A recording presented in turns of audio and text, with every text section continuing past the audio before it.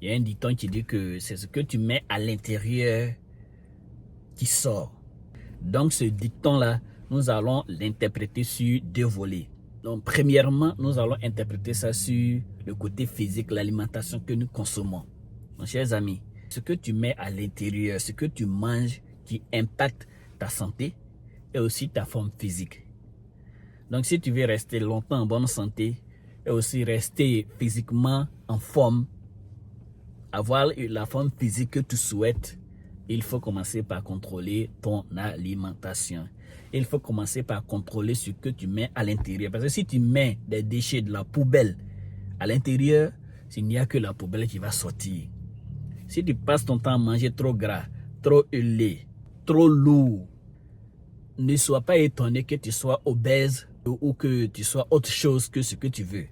Donc, contrôle ton alimentation, contrôle ce que tu mets à l'intérieur et c'est sûr que tu vas avoir la forme ou la santé dont tu souhaites. Parce que nous tous, on veut être en bonne santé. Ça, c'est une réalité. Deuxième interprétation, on va le faire sur le côté mental. Ce que tu mets à l'intérieur impacte ce qui sort. Si tu es toujours pessimiste ou bien si tu passes ton temps à fréquenter que des gens négatifs, des gens qui n'ont pas de vision, qui sont moins ambitieux, ne sois pas étonné que cela t'impacte toi également. Donc, faisons attention à ce que nous mettons à l'intérieur, c'est-à-dire mentalement, pour pouvoir rester toujours positif. Sois optimiste. Sois sûr que quelle que soit la situation, ça va aller. Si les autres sont arrivés, là où ils sont arrivés, c'est que toi aussi tu peux y arriver. Il faut commencer par se définir un objectif clair.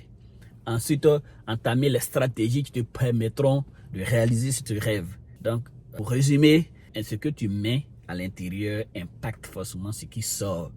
Donc, contrôle ton alimentation, c'est aussi contrôle ce que tu mets à l'intérieur comme pensée pour pouvoir rester toujours zen et vivre le type de vie que tu souhaites vraiment vivre. Je pense que tu l'as compris. Merci et que Dieu te bénisse chez toi.